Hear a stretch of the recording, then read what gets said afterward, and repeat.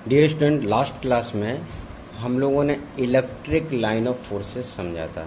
ठीक है, कैसे ड्रॉ करते थे। कोई भी एक चार्ज लिया, उस चार्ज के पास में एक हम लोगों ने एक अगर पॉइंट टेस्ट चार्ज रखा, तो वो जो पॉइंट टेस्ट चार्ज है, ठीक है, वो टेस्ट चार्ज जिस जिस डायरेक्शन में जैसे जैसे मूव करेगा उसी डायरेक्शन में हम लोग लाइन ड्रॉ करते जाएंगे, और उन्हीं लाइन को हम लोग इलेक्ट्रिक लाइन ऑफ फोर्सेस बोलते हैं। ठीक है, अब ये जो number of line of forces जो ड्रॉ हो रहे होंगे उनकी डेंसिटी के हिसाब से इलेक्ट्रिक फील्ड डिफाइन किया जाता है। तो इलेक्ट्रिक फील्ड का एक तो हम लोग पहले ही सीख चुके हैं कि फोर्स पर unit area, force upon charge, ठीक, फोर्स न्यूटन पर कूलम यूनिट था। तो इलेक्ट्रिक फील्ड हम लोग अलग तरीके से डिफाइन कर चुके हैं। अब इलेक्ट्रिक लाइन ऑफ फोर्स के टर्म में एक और डेफिनेशन होता है इलेक्ट्रिक फील्ड का। आप लिखिए, write on heading, electric field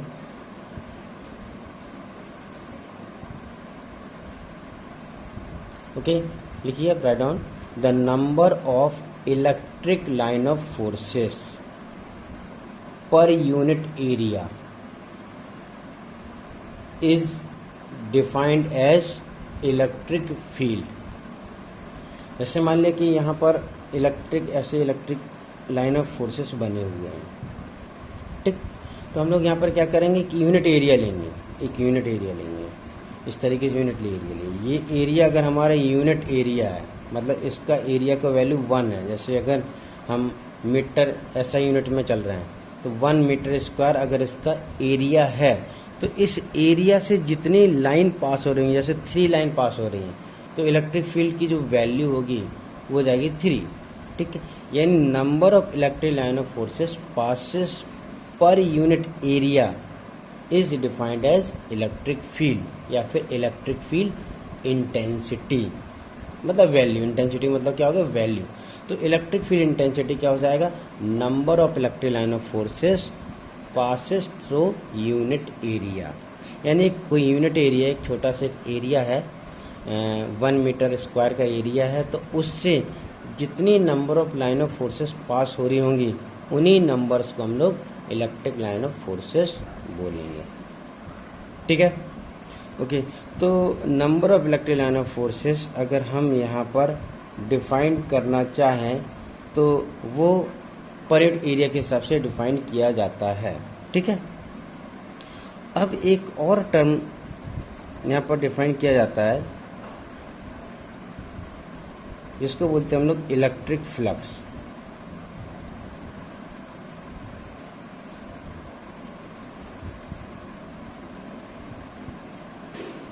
electric flux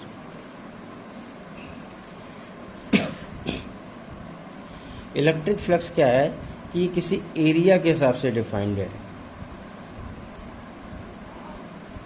ये जो कोई भी एक पर्टिकुलर एरिया, इससे कितने number line of forces pass हो रहे हैं पूरे एरिया से।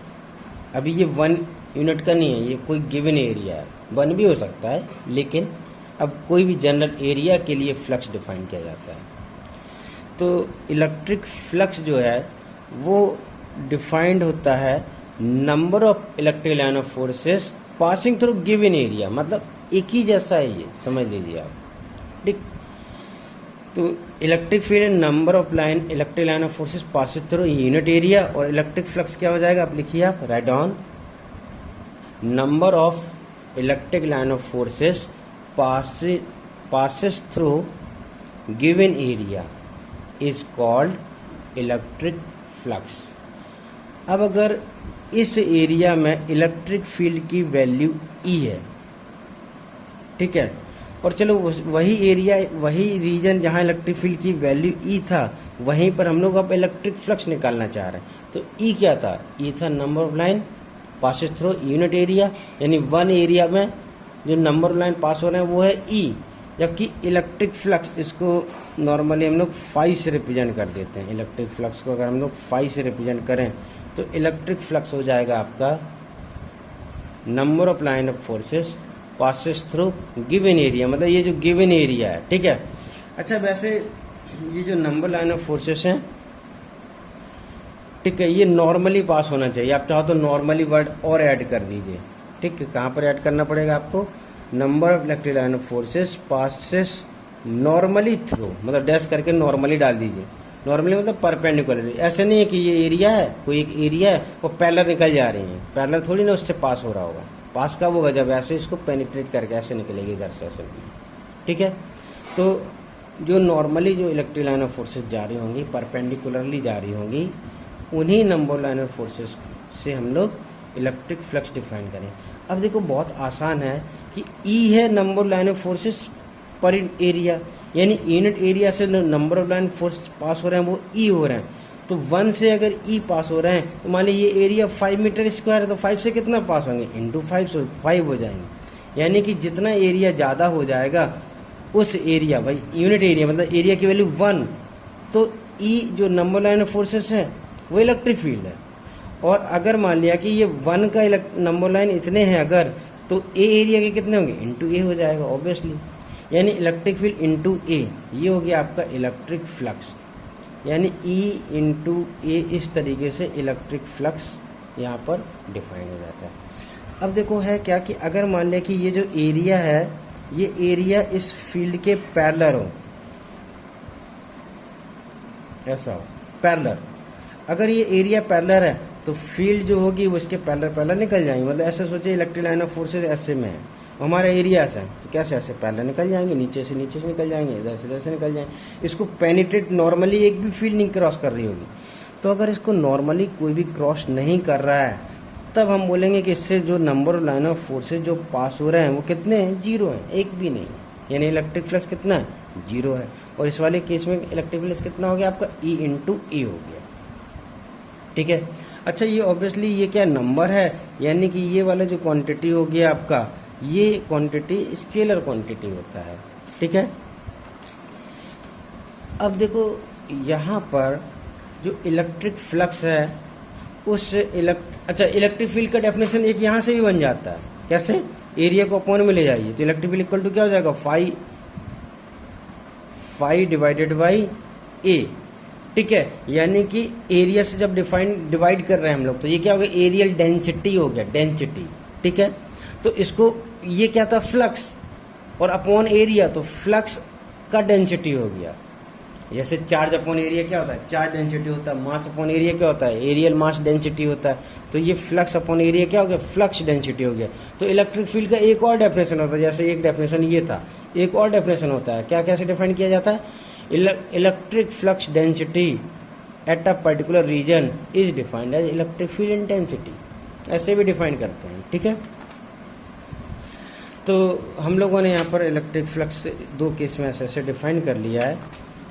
अब हम लोग यहाँ पर जो एरिया है उसको हम लोग एज ए वेक्टर डिफाइन करना चाह रहे हैं। तो एरिया वेक्टर कैसे डिफाइन किया तो इसको समझते हैं हम लोग। जैसे मान लीजिए ये एक एरिया, ए वैल्यू का एरिया है, तो यहाँ पर हम इस एरिया के परपेंडिकुलर में एक डायरेक्शन कंसीडर करते हैं और बोलते हैं कि ये जो एरिया है ये वेक्टर क्वांटिटी हो गया जिसका डायरेक्शन है जो कि एरिया के नॉर्मल के अलोंग है, यानी परपेंडिकुलर डायरेक्शन में एरिया वेक्टर है। तो अगर एरिया वेक्टर परपेंडिकुलर डायरेक्शन में है जिसका मैग्नीट्यूड ए है, तो जो इलेक्ट्रिक फील्ड इंटेंसिटी होगा इस पर्टिकुलर रीजन में वो हो जाएगा आपका ये तो अपना एरिया वेक्टर इस तरीके से डिफाइन कर दिया। अगर इलेक्ट्रिक फ्लक्स अगर बनाना है अपने को तो एक काम करता हूँ मैं, इलेक्ट्रिक फील्ड को चलो ऊपर को ले लेता हूँ, ऐसा इलेक्ट्रिक फील्ड हो गया। और एरिया भी कैसा है, एरिया ऐसा हो गया, इस तरीके से एरिया है ए वैल्यू का, ये भी किस डायरेक्शन में, ये भी ऊपर के डायरेक्शन में, इलेक्ट्रिक फील्ड भी किस डायरेक्शन में, ऊपर के डायरेक्शन में। तो इस केस में हम क्या बोलेंगे कि पूरी की पूरी इलेक्ट्रिक लाइन, ऐसे सोचिए ये एरिया है, इलेक्ट्रिक फील्ड ऐसे जा रही है, ऐसे इलेक्ट्रिक फील्ड जा रही है, तो इलेक्ट्रिक फील्ड कैसे जा रहे होंगे, नॉर्मली क्रॉस कर रही होंगी। अगर नॉर्मली क्रॉस कर रहे हैं तो जो इलेक्ट्रिक फ्लक्स होगा वो क्या हो जाएगा, ई इंटू एरिया ए हो जाएगा। मतलब अगर पैरेलल जा रहा है तो फ्लक्स 0, और अगर इलेक्ट्रिक फील्ड नॉर्मल जा रहे हैं तो इलेक्ट्रिक फ्लक्स कितना हो जाएगा, ई इंटू ए हो जाएगा।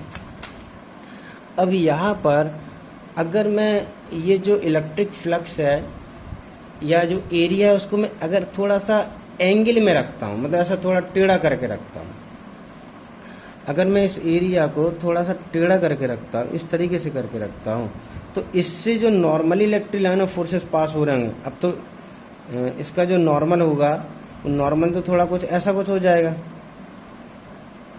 किसका नॉर्मल? एरिया का नॉर्मल।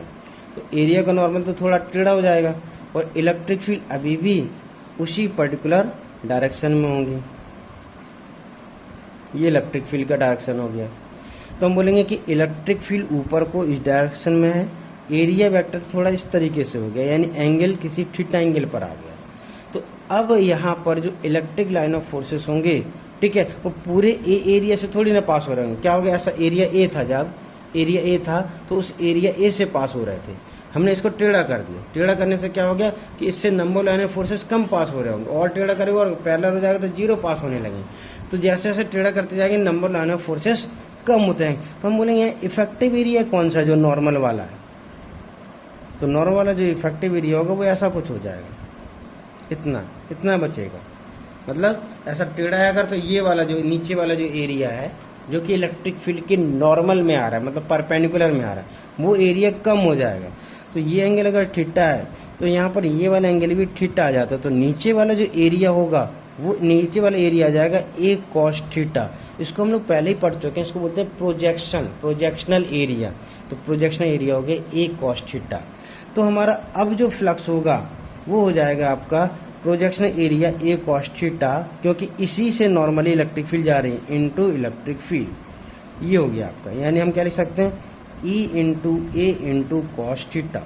ध्यान से देखो, ये जो थीटा है वो ई और ए के बीच का एंगल है। तो अब इस मल्टीप्लीकेशन को हम चाहें तो डॉट प्रोडक्ट से भी लिख सकते हैं, ई डॉट ए, जहाँ पर ए एरिया वेक्टर है जो कि एरिया के परपेंडिकुलर में। तो ई डॉट ए हमारा हो गया इलेक्ट्रिक फ्लक्स। अच्छा, अगर मान लिया कि जो एरिया है वो ऐसा रैंडमली इस तरीके से कुछ एरिया है, ऐसे घूमे घूमे टेढ़ी बेढ़ी सरफेस है, और इलेक्ट्रिक फील्ड कुछ इस तरीके से इलेक्ट्रिक फील्ड है, तब हम क्या बोलेंगे कि तब हम यहाँ पर एक छोटा सा एरिया लेंगे, उस एरिया का एरिया वेक्टर ले लेंगे, और फिर इस तरीके से इलेक्ट्रिक फ्लक्स निकालेंगे ई डॉट डी ए करके। ये जो इलेक्ट्रिक फ्लक्स आएगा, इसकी टोटल वैल्यू कैलकुलेट करने के लिए इसको हम लोग इंटीग्रेट कर देंगे, तो हमको मिल जाएगा नेट इलेक्ट्रिक फ्लक्स। तो नेट इलेक्ट्रिक फ्लक्स हो जाएगा integral of E dot D A. यहाँ से आपको इलेक्ट्रिक फ्लक्स मिल गया। अब ये जो इलेक्ट्रिक फ्लक्स है, इस इलेक्ट्रिक फ्लक्स को आप अलग अलग सिचुएशन में गिवन कंडीशन के हिसाब से कैलकुलेट, इंटीग्रेट करके भी कैलकुलेट कर सकते हो। तो इंटीग्रेशन से हम लोग कैलकुलेट कर सकते हैं। कब करेंगे? जब ये एरिया ऐसा रैंडमली हो, टेढ़ा बेढ़ा हो, या इलेक्ट्रिक फील्ड की वैल्यू हर एक जगह बदल रही हो, ठीक है, तो हम लोग इस तरीके से इलेक्ट्रिक फ्लक्स कैलकुलेट कर सकते हैं। तो अब मान लिया कि हम एक केस ले रहे हैं जिसमें इलेक्ट्रिक फ्लक्स आपको कैलकुलेट करना है। सपोर्टेड यहाँ पर हॉरिजॉन्टल में इलेक्ट्रिक फील्ड है पूरे रीजन में, लेकिन इस इलेक्ट्रिक फील्ड का जो वैल्यू है वो ऊपर बढ़ने पर y के हिसाब से ये इंक्रीज हो रहा है। मान लीजिए इसका value E naught into y. चलो, ये हमारा ऑरिजिन हो गया, और ये है x एक्सिस और ये है अपना y एक्सिस। इस तरीके से इलेक्ट्रिक फील्ड है। अब मान लीजिए यहाँ पर एक एरिया है जो कि सपोर्टेड स्क्वायर जैसा एक एरिया है। ये जो एरिया है, इस एरिया का जो वैल्यू है वो है, मान लिया कि यहाँ पर साइड लेंथ ए और ये भी साइड लेंथ ए, यानी एरिया हो गया ए स्क्वायर। तो ए स्क्वायर वैल्यू का एरिया है। अब इस एरिया से जो इलेक्ट्रिक फील्ड जा रहे हैं वो तो नॉर्मली जा रहे हैं, लेकिन गड़बड़ ये है कि यहाँ पर y इक्वल टू 0, ये y एक्सिस है और ये x एक्सिस है। तो y इक्वल टू 0 पर इलेक्ट्रिक फील्ड का वैल्यू 0 है, और जैसे जैसे y बढ़ता जा रहा है इलेक्ट्रिक फील्ड का वैल्यू बढ़ता जा रहा है। तब हमको यहाँ पर मजबूरी में क्या करना पड़ेगा? इंटीग्रेशन करना पड़ेगा। यानी हम क्या करेंगे, यहाँ से कुछ हाइट y पर एक स्ट्रिप ऐसा ले लेंगे और उस स्ट्रिप का एरिया निकालेंगे। तो ये जो स्ट्रिप लिया y हाइट पर, उस हाइट पर इलेक्ट्रिक फील्ड क्या हो जाएगा? E naught into Y. तो इलेक्ट्रिक फील्ड का वैल्यू हो गया ई नॉट इंटू वाई, और ये जो स्ट्रिप है इसका एरिया हो जाएगा आपका, ये वाला लेंथ यहाँ से तक का लेंथ ए इंटू ये जो स्ट्रिप का थिकनेस है। तो ऑब्वियसली वाई हाइट पर हम लोग जो थिकनेस जूम कर रहे हैं वो डी वाई का कर रहे हैं, मतलब छोटा सा ये डी वाई। तो डी वाई का अगर थिकनेस है तो एरिया स्ट्रिप का क्या हो जाएगा? ए इंटू डी वाई, मतलब ऐसा समझ लीजिए कि ये स्ट्रिप है, इसका ये जो थिकनेस है ये डी वाई है और ये वाला लेंथ है ए, तो इसका एरिया क्या होगा ए इंटू डी वाई। तो ए इंटू डी वाई ये हो गया एरिया और ये हो गया इलेक्ट्रिक फील्ड का वैल्यू, यानी कि यहाँ पर आ गया आपका इलेक्ट्रिक फ्लक्स इस वाले छोटे से एरिया से पास होने वाला। तो नेट इलेक्ट्रिक फ्लक्स अगर निकालना है तो हमको इंटीग्रेट करना पड़ेगा और वाई की वैल्यू को हम बढ़ाएंगे कहाँ से, 0 से लेकर ए तक। तो 0 टू ए अगर इंटीग्रेट कर दूंगा तो मुझे नेट इलेक्ट्रिक फ्लक्स मिल जाएगा। जो कांस्टेंट उसको बाहर कर दीजिए, तो ई नॉट ए ये बाहर जाएगा, इंटीग्रल के अंदर बचेगा Y D Y 0 to A. Y का इंटीग्रेशन क्या हो जाएगा, वाई का इंटीग्रेशन हो जाएगा Y square Y 2, limit 0 to A. Limit यहाँ पर अप्लाई करेंगे तो अपने को मिल जाएगा E naught into A Y 2 A square minus 0 square, that means E naught into A whole cube Y 2। तो इस तरीके से आपको इलेक्ट्रिक फ्लक्स मिल जाएगा। ओके, ऐसे हम लोग इलेक्ट्रिक फ्लक्स को कैलकुलेट कर सकते हैं। किस केस में ऐसे कैलकुलेट करना पड़ा, जब हमारा इलेक्ट्रिक फील्ड वेरिएबल था, और कभी कभी एरिया का टेढ़ा बेड़ा तो भी इंटीग्रेट करके ही कैलकुलेट करना पड़ेगा। देखो अब यहाँ पर एक लॉ होता है जिसमें क्लोज सरफेस के लिए एक्चुअली वो डिफाइंड होता है। तो क्लोज सरफेस से अगर हम लोग इलेक्ट्रिक फ्लक्स अगर निकालना चाहें तो पहले तो क्लोज सरफेस से इलेक्ट्रिक फ्लक्स निकालना सीखते हैं। मान लीजिए यहाँ पर इलेक्ट्रिक फील्ड है जो कि चलो यूनिफॉर्म है, हर जगह सेम वैल्यू की इलेक्ट्रिक फील्ड है, ई वैल्यू की इलेक्ट्रिक फील्ड। अब यहाँ पर एक क्यूब है, यहाँ पर एक अगर क्यूब है, एक क्यूब है इस तरीके से,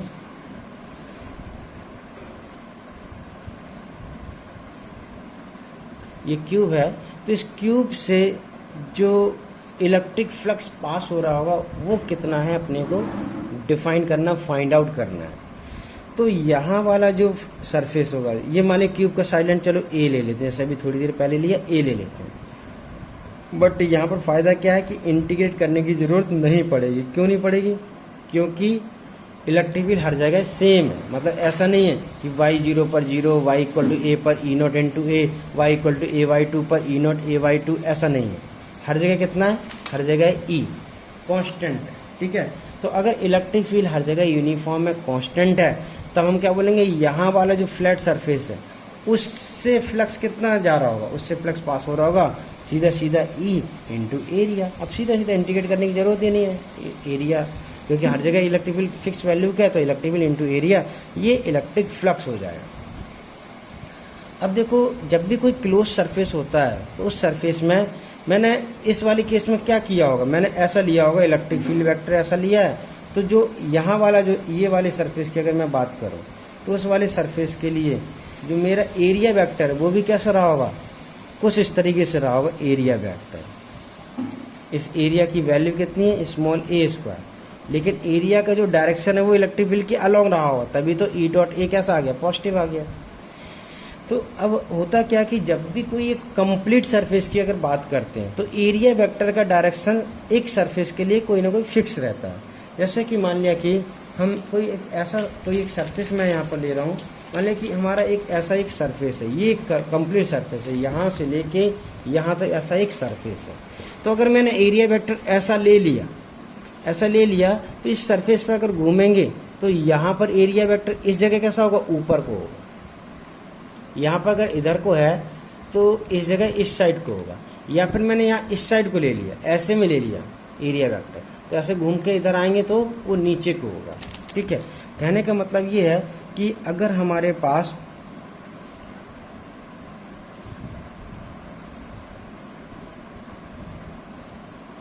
मान लिया कि मैं एक ये वाली सरफेस कंसीडर कर रहा हूँ और एक ये ऊपर वाली सरफेस कंसीडर कर रहा हूँ,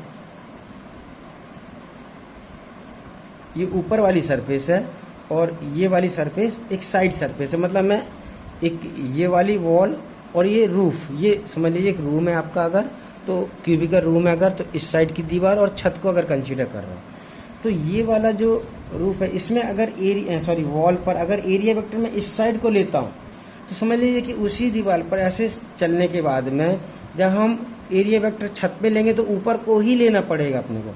ऐसा नहीं कि एरिया वेक्टर फिर हम लोग, क्योंकि एरिया वेक्टर लेने के दो तरीके, भाई ये सरफेस है तो नॉर्मल डायरेक्शन में एरिया वेक्टर लेना, या तो इधर ले सकते हो या इधर भी ले सकते हो।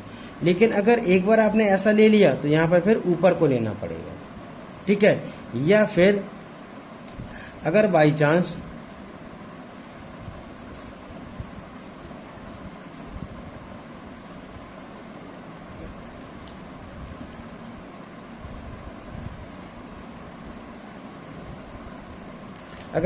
आपने इस वाली वॉल पर एरिया वेक्टर इधर को लिया है, एरिया वेक्टर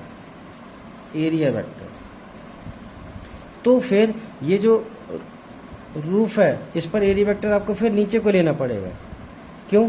हम ऐसा बोलेंगे कि ये मान लें कि ये अपना अंदर वाला पार्ट है, ये अपना रूम है, तो यहाँ अगर एरिया वेक्टर ऐसा लिया, इस साइड को लिया, तो फिर उसी सरफेस पर घूमकर जब हम यहाँ आएंगे तो एरिया वेक्टर नीचे को होगा।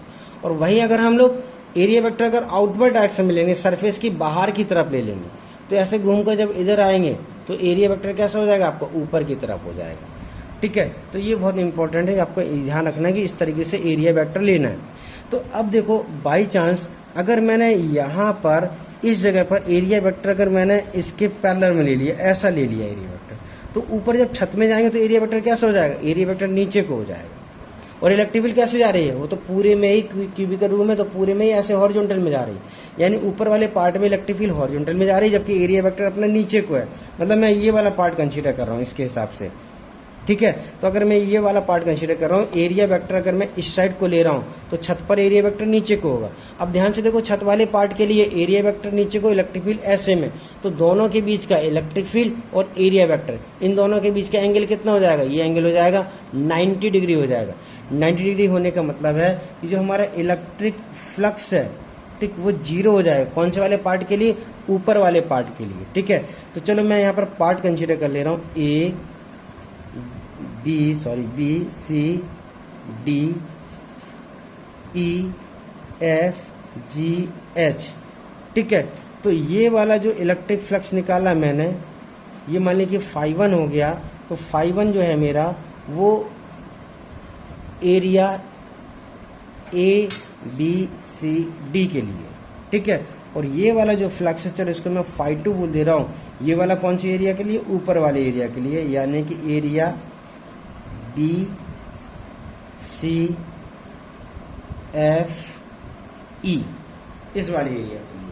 तो ऊपर वाले एरिया के लिए फ्लक्स जीरो हो गया। अब सिमिलरली हम और एरिया ले लेते हैं। आप चाहो तो ऐसे भी हो सकते हैं, देखो ऊपर वाले पार्ट में देखो जरा, इलेक्ट्रिक फील्ड कैसे जा रही है, ऐसे जा रही है।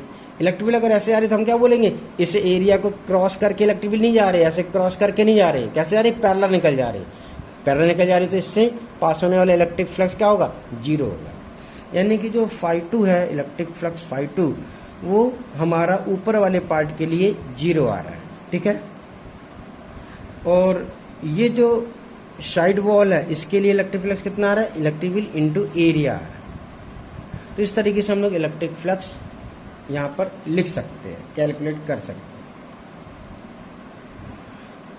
अब मैं बाकी और सरफेस के लिए आपसे पूछ रहा हूँ, बताओ जरा, अगर हम सरफेस ले लेते हैं, चलो ये वाला ए बी ई एच, बताओ फ्लक्स क्या होगा। तो एरिया वेक्टर अगर आपने ऐसे अंदर को लिया, ये वाला कंसीडर किया, ये वाला मैं छोड़ रहा हूँ। वैसे नॉर्मली हम लोग क्या करते हैं कि फ्लक्स जो इंटर कर रहा है बॉडी के अंदर जा रहा है, क्यूब है, रूम है, तो यहाँ से फील्ड इंटर कर रही है, तो जो इंटर कर रही होती है उसी डायरेक्शन में, इंटर करने वाली डायरेक्शन में एरिया वेक्टर कंसीडर करते हैं। यानी ऐसे अंदर अंदर को ऐसा एरिया वेक्टर हम लोग हर जगह ले लेंगे, उसको बोलेंगे फ्लक्स लीविंग इन, ठीक है। अभी मैं इसको प्लस ले रहा हूँ। वैसे नॉर्मली जब हम लोग एक लॉ जब डिफाइन करेंगे तो हम लोग लीविंग आउट को पॉजिटिव कर लेंगे, उससे कोई फर्क नहीं पड़ता है कि आप किस साइड को पॉजिटिव लेना चाह रहे हो, ठीक है। इसमें हम लोग क्या लिखेंगे कि फ्लक्स एंटरिंग इनटू क्यूब, इस क्यूब के अंदर फ्लक्स कितना जा रहा है। और अगर मान लीजिए पूछा जा रहा है कि flux leaving out from cube, तो लीविंग आउट को पॉजिटिव करना है, जो बाहर जा रहा है उसको पॉजिटिव करना है, यानी आउटसाइड वाले एरिया को फिर पॉजिटिव रखेंगे, तो फिर अंदर वाला एरिया ऑटोमेटिक वो बाद में चल के निगेटिव हो जाएगा। फिलहाल अभी इसको समझिए, फिर उल्टा करके हम लोग एक और केस बाद में कर लेंगे, ठीक है। A B E F E H, बताओ जरा इलेक्ट्रिक फील्ड तो ऐसे जा रही है, और ये वाला एरिया क्या है, ये इधर वाला फ्लैट सरफेस से इलेक्ट्रिक फील्ड ऐसे जा रही है, यानी पैरेलल हो गया। एरिया वेक्टर कैसे लेंगे, इस वाली कंडीशन के हिसाब से जो मैं कंसीडर कर रहा हूँ। ये भी कंसीडर कर सकते, ये रॉन्ग नहीं है, मैं इसको कंसीडर कर रहा हूँ क्योंकि मैंने पहले ये वाला लिख दिया था, इसलिए मैं इसको कंसीडर कर रहा हूँ। तो इलेक्ट्रिक फील्ड ऐसे जा रही है, यानी सरफेस से पैरेलल निकल जा रही है, तो फ्लक्स कितना आएगा, 0 आएगा। या फिर एरिया वेक्टर के हिसाब से देखो तो मैंने क्या बोला कि अंदर साइड में एरिया वेक्टर पॉजिटिव है, यानी यहाँ पॉजिटिव था तो ऐसे घूम के इधर आएंगे तो इस साइड को एरिया वेक्टर लेंगे, एरिया वेक्टर इधर को लेंगे, इलेक्ट्रिक फील्ड इधर को, दोनों के बीच कहेंगे 90, तो डॉट प्रोडक्ट करने पर 0 हो जाएगा, यानी ये वाला फ्लक्स 0 हो गया। सिमिलरली फ्लक्स पासिंग थ्रू, अभी काम करिए, नीचे वाली सरफेस ले लीजिए, ए डी जी एच, इस सरफेस से भी फ्लक्स 0 हो जाए, क्यों, वही फील्ड पैरेलल निकल जाएगी। पीछे वाली सरफेस ले लीजिए, पीछे वाली कौन सी, सी डी जी एफ, तो जो पीछे वाली सरफेस है उससे भी इलेक्ट्रिक फील्ड पैरेलल निकल जा रहे हैं, यानी फ्लक्स कितना हो जाएगा, 0 हो जाएगा। अब रहा ये सामने वाला सरफेस, ऊपर वाला हो गया क्या, ऊपर वाला भी नहीं हुआ, ठीक है। देखो कितने सरफेस हैं, टोटल 6 सरफेस है, 1 2 3 4 5 हो गया, यानी सभी हो गए, ऊपर वाला भी हो गया, ऊपर वाला अपना ये था बी सी एफ ई, हाँ ये हो गया। तो अब रह गया सिर्फ ये वाला सामने वाला सरफेस, तो सामने वाले सरफेस के लिए इलेक्ट्रिक फ्लक्स कौन सा सरफेस है, ई एफ जी एच, इसके लिए देखो क्या है, इसके लिए ये वाली सरफेस के लिए, चलो एक बार मैं बना दे रहा हूँ जिससे कि आपको और ज़्यादा क्लियर हो जाए। हम इधर पीछे वाली सरफेस की अगर बात कर रहे हैं, मतलब हम इस वाली सरफेस की अगर बात कर रहे हैं, तो हमने यहाँ पर एरिया वेक्टर ऐसा लिया था, इसका मतलब वो जो एरिया वेक्टर है ऐसा ऐसा मानिए ये रूम अपना, तो हम इस वाली सरफेस की अगर बात कर रहे हैं, यहाँ वाली सरफेस की बात कर रहे हैं, तो यहाँ पर मैंने एरिया वेक्टर इस साइड को लिया था, तो वही एरिया वेक्टर ऐसे घूमकर जब हम लेंगे उसी सरफेस के लिए लेंगे, तो यहाँ पर सामने वाली सरफेस के लिए इधर को लेना पड़ेगा, मतलब यहाँ को अपने को एरिया वेक्टर लेना पड़ेगा। जबकि इलेक्ट्रिक फील्ड तो गिवन ही है आपको, किस साइड में गिवन है, इस साइड में इलेक्ट्रिक फील्ड गिवन है, ऑलरेडी गिवन है। तो दोनों के बीच का जो एंगल है वो कितना हो गया, इलेक्ट्रिक फील्ड और एरिया इन दोनों के बीच का एंगल 180 हो गया, यानी E इंटू कॉस 180 आ जाएगा, यानी ये जो फ्लक्स है वो नेगेटिव में आ जाएगा, माइनस ई ए आ जाएगा, ठीक है। यानी ये जो वैल्यू है ये आ जाएगा minus E into area small A square, ठीक है।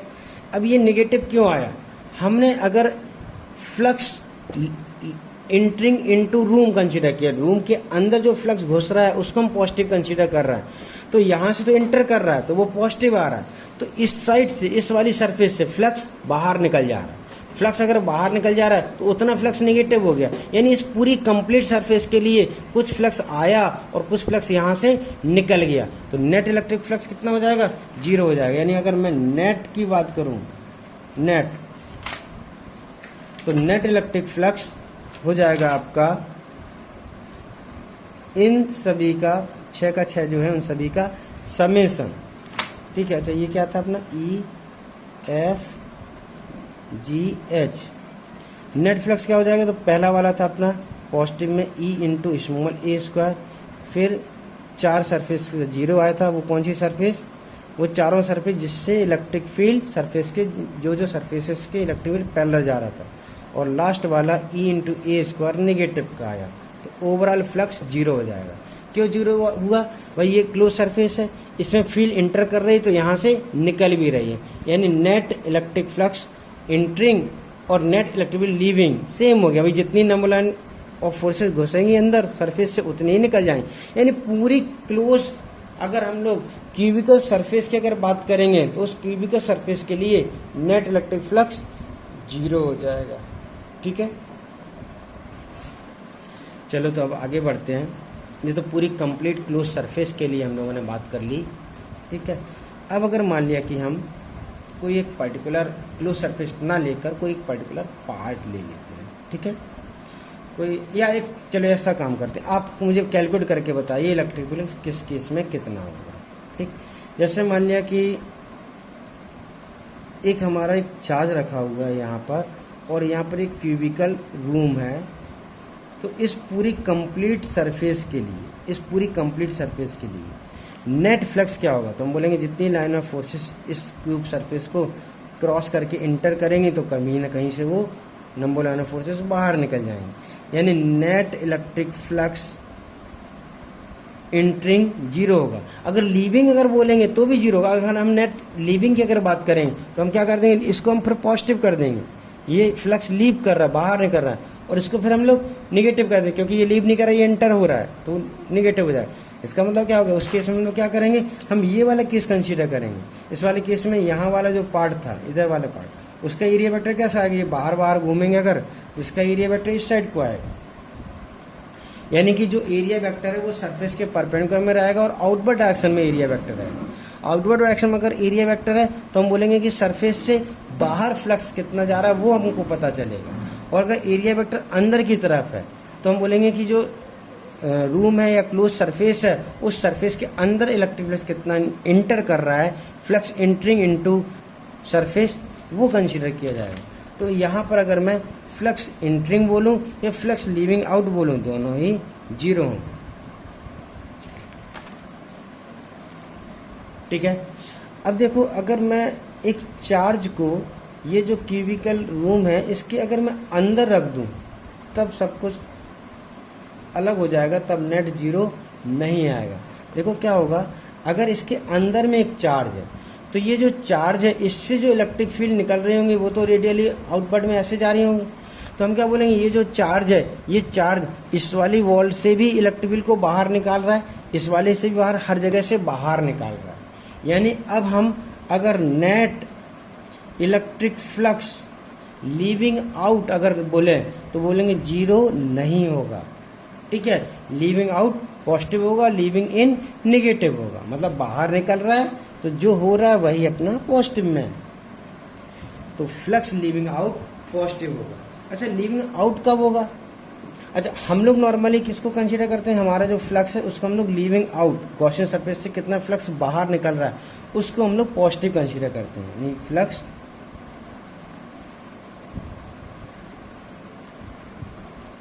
लीविंग आउट, इसको हम लोग पॉजिटिव करते हैं। इसका रीजन भी है कि देखो, अगर ये चार्ज पॉजिटिव होगा तभी तो फील्ड बाहर जा रही होगी, तो हम बोलेंगे लीविंग आउट हो रहा है, तो हमारा फ्लक्स भी पॉजिटिव होगा। और अगर चार्ज नेगेटिव हो जाएगा, जैसे मान लीजिए क्यूब का रूम है और इसके अंदर एक नेगेटिव का चार्ज रखा हुआ, माइनस क्यू रखा है, तो इलेक्ट्रिक फील्ड ऐसे अंदर को आ रही होंगी। भाई नेगेटिव चार्ज क्या होता है, सिंक होता है, तो इलेक्ट्रिक फील्ड अगर अंदर को आ रही है तो हम क्या बोलेंगे कि हमारा जो इलेक्ट्रिक फ्लक्स है जीरो तो नहीं होगा, लेकिन कैसा होगा, ये नेगेटिव होगा, और ये वाला कैसा होगा, पॉजिटिव चार्ज की वजह से ये पॉजिटिव होगा। तो इलेक्ट्रिक फ्लक्स नेगेटिव कब आएगा, जब चार्ज नेगेटिव है, पॉजिटिव कब आएगा, जब चार्ज पॉजिटिव है। अब इसकी वैल्यू के हिसाब से सोचें तो जो फ्लक्स की वैल्यू होगी, यानी number of line of forces पर डिपेंडेंट जो फ्लक्स आएगा वो अगर अपने को कैलकुलेट करना है, ठीक है, तो इलेक्ट्रिक फ्लक्स अगर मैं एक रूम के लिए कंसीडर करना चाहता हूं तो यहां पर मान लीजिए मैंने Q1 चार्ज रख दिया, तो बोलेंगे Q1 चार्ज के केस में, और चलो ये पॉजिटिव है तो कुछ ना कुछ फ्लक्स φ1 होगा, जो कि फ्लक्स φ1 इस सरफेस से बाहर निकल रहा होगा। अब अगर मान लिया कि मैंने इस Q1 को हटाकर उसी जगह एक और चार्ज रख दिया, सपोर्टेड मैंने Q2 रख दिया, सेम जगह पर Q2 रख दिया, तो बोलेंगे जो फ्लक्स बाहर निकल रहा होगा अब वो φ2 होगा। अब मुझे बताओ जरा कि अगर ये चार्ज का वैल्यू ज़्यादा है, अगर अपना Q2 Q1 से ज़्यादा है तो क्या होगा बताओ, इससे फील्ड ज़्यादा स्ट्रेंथ का निकल रहा होगा, यानी नंबर लाइन ऑफ फोर्सेस ज़्यादा निकल रहे होंगे इसके कंपेरिजन में, और जब नंबर लाइन ऑफ फोर्सेस ज़्यादा निकल रहे होंगे तो जो φ2 है वो भी तो ज़्यादा होगा, यानी φ2 φ1 से ज़्यादा होगा। मतलब अगर चार्ज के वैल्यू ज़्यादा तो उस क्लोज सरफेस से निकलने वाला इलेक्ट्रिक फ्लक्स भी ज़्यादा होगा। ठीक है, बाहर निकलने वाला इलेक्ट्रिक फ्लक्स ज़्यादा वैल्यू होगा। इवन क्लोज सरफेस क्या बोले, अगर मैं सिर्फ इस साइड वॉल की अगर मैं बात करूँगा तो इससे निकलने वाला Q1 के केस में जो इलेक्ट्रिक लाइन ऑफ फोर्सेस हैं उनका नंबर कम होगा और यहाँ पर ज़्यादा होगा, क्योंकि इससे ज़्यादा वैल्यू की इलेक्ट्रिक फील्ड जनरेट हो रही होगी। तो अगर नंबर लाइन में फोर्सेज ज़्यादा होंगे तो इस वाली सिर्फ इस एरिया से फ्लक्स ज़्यादा पास हो रहा होगा और इस वाले एरिया से कम पास हो रहा होगा, यानी 5 to 5 से ज़्यादा होगा। सिमिलरली ऊपर वाले सरफेस के लिए बोल सकते हैं दोनों केस में, और हर एक सरफेस के लिए बोल सकते हैं, क्योंकि चार्ज अंदर है तो फील्ड हर डायरेक्शन में बाहर ही निकल रहे होंगे, तो हर एक सरफेस की वजह से फ्लक्स आएगा, इसके लिए भी पॉजिटिव आएगा और इसके लिए भी पॉजिटिव आएगा, और जो चार्ज ज़्यादा वैल्यू का होगा उसके लिए फ्लक्स भी ज़्यादा वैल्यू का आएगा। तो यहाँ पर एक साइंटिस्ट थे, इनका नाम था गॉश। इन्होंने इसी लॉजिक पर एक अपना लॉ बना दिया और उन्होंने बोला कि अगर कोई क्लोज सरफेस है, मतलब ये जो लॉ है वो क्लोज सरफेस के लिए डिफाइन किया गया, तो उन्होंने बोला कि जो क्लोज सरफेस है उस क्लोज सरफेस से पास होने वाला जो नेट इलेक्ट्रिक फ्लक्स होगा वो ऑब्वियसली उस क्लोज सरफेस के अंदर वाले चार्ज के प्रोपोर्शनल होगा। अंदर कितना चार्ज, ठीक है। देखो अगर चार्ज बाहर था, अगर चार्ज बाहर है तो जितने फील्ड अंदर जा रहे होंगे उतनी ही बाहर निकलेंगी, तब तो फ्लक्स जीरो ही रहता है। यानी कि अगर विद इन गॉसियन सरफेस, यानी charge within Gaussian surface, अंदर वाला चार्ज ज़्यादा वैल्यू का तो बोलेंगे फ्लक्स भी उससे ज़्यादा बाहर निकलेगा, और अगर चार्ज कम वैल्यू का है तो फ्लक्स भी कम वैल्यू का होगा। ऐसा इन्होंने एक लॉ बना के दे दिया, ठीक है। ऑब्वियसली बना ही सकते हैं लॉ, और लॉ है तो एक्सपेरिमेंट बेसिस पर बनाया होगा, उन्होंने कर करके देखा होगा, और ये तो अपने को लग ही रहा है कि ऐसा होगा ही होगा। तो इन्होंने डिफाइन कैसे किया, लिखिए आप, write down heading Gauss law, उसके नीचे लिखिए write down, according to Gauss law electric flux leaving out from closed surface, ठीक है, क्लोज्ड सरफेस, उसी सरफेस को गॉसियन सरफेस भी बोलते हैं, ठीक है, closed surface,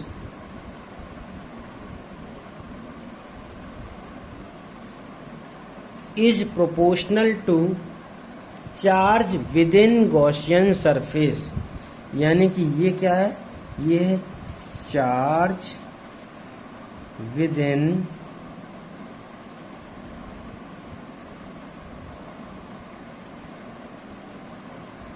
Gaussian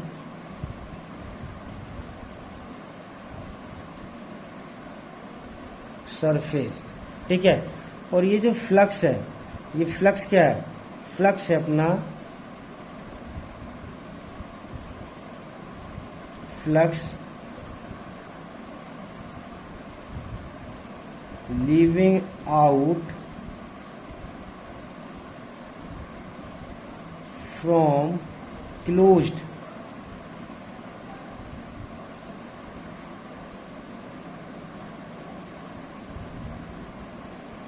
Gaussian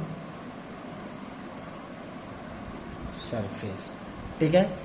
flux है अपना फाई जो है वो flux leaving out from close Gaussian, यानी अब अपने को लीविंग आउट को पॉजिटिव कंसीडर करना है, ठीक है, ठीक। जैसे यहाँ पर लीविंग आउट है पॉजिटिव कंसीडर किया, यहाँ पर इस वाले केस में मैंने क्या कर दिया था, इस वाले केस में मैंने क्या कर दिया था, लीविंग गोइंग इन को मैंने पॉजिटिव लिया था, ये अंदर जाने वाले को पॉजिटिव लिया था, अंदर जाने वाले को पॉजिटिव लिया था, और अगर हम बाहर आने वाले को पॉजिटिव लेंगे तो ऐसा सिचुएशन सोचेंगे, यानी फिर एरिया वेक्टर आउटवर्ड में बनाना है। तो अब अपने को रट लेना है कि गॉस लॉ लगाना है, उसके लिए फ्लक्स निकालना है अगर, तो फ्लक्स निकालने के लिए अपने को सरफेस के बाहर साइड में आउटवर्ड डायरेक्शन में अपने को बनाना है एरिया वेक्टर, जिससे अपने को फ्लक्स मिलेगा, ठीक है। और वैसे रट ही लेना है कि जो नेट फ्लक्स होगा वो net charge within Gaussian surface की प्रोपोर्शनल होगा। फिर इन्होंने एक्सपेरिमेंट करके ये जो प्रोपोर्शनलिटी कांस्टेंट है वो भी बता दिया। उन्होंने बोला कि ये जो प्रोपोर्शनलिटी कांस्टेंट है वो होता है 1/ε0, ठीक है, फ्री स्पेस के लिए, और कोई मीडियम है तो 1/ε हो जाएगा। यानी कि अपना जो इलेक्ट्रिक फ्लक्स है वो हो जाएगा चार्ज अपॉन एप्सिलॉन किसी मीडियम के लिए, या फिर Q/ε0 फ्री स्पेस के लिए, ठीक है। तो अब हम लोग यहाँ पर इलेक्ट्रिक फ्लक्स कैलकुलेट करना तो सीख चुके हैं, और लॉ एक सीख लिया जो कि ऑब्वियसली बहुत आसान लॉ है। इसमें चलो एक बार और इसको क्लियर कर लेते हैं कि मान लिया कि हमारे पास एक ऐसी सरफेस है, यहाँ पर एक चार्ज रखा हुआ है प्लस का, पॉजिटिव का Q1, एक नेगेटिव का -Q2 रखा हुआ है, एक और प्लस का Q3 है, और एक और बाहर Q4 है, एक यहाँ पर Q5 है। ये नेगेटिव का है, ये वाला पॉजिटिव का है। तो ये वाली अगर क्लोज सरफेस, क्लोज मतलब पैक होना चाहिए, ऐसे लाइन नहीं, सरफेस, क्लोज सरफेस, ये क्लोज सरफेस है, तो उसके अंदर में ये 3 चार्ज है, और बाहर में इस साइड एक इस साइड है, ऐसे चार्ज है। तो इससे पास होने वाला जो नेट इलेक्ट्रिक फ्लक्स होगा वो हो जाएगा charge within Gaussian surface upon epsilon not. तो इसके अंदर चार्ज कितना है? Q1 है, और क्या है? Q3 है, और नेगेटिव का Q2 है। एक्चुअली में पॉजिटिव वाले चार्ज से फील्ड बाहर निकलेगी, नेगेटिव वाले से अंदर आएगी। हम क्या निकाल रहे हैं? हम हमेशा फ्लक्स लिख रहे हैं, लीविंग आउट को पॉजिटिव ले रहे हैं। तो लीविंग आउट लेना है तो पॉजिटिव चार्ज से फ्लक्स बाहर निकलता है, तो पॉजिटिव चार्ज के लिए फ्लक्स पॉजिटिव, तो नेगेटिव चार्ज के लिए नेगेटिव करना पड़ेगा, क्योंकि उतना अंदर भी आ रहा होगा। तो नेट फ्लक्स लीविंग आउट कितना हो गया? नेट फ्लक्स ये वाला आ गया। हाँ, अगर बाई चांस Q2 बहुत ज़्यादा वैल्यू का है तो ये ओवरऑल नेगेटिव आ जाएगा। नेगेटिव का मतलब इस वाली सरफेस के से जो फ्लक्स है वो बाहर नहीं जा रहा है, इवन उल्टा अंदर ही आ रहा है, फिर ऐसा हो जाएगा। तो इस तरीके से हम लोग इलेक्ट्रिक फ्लक्स कैलकुलेट कर लेते हैं।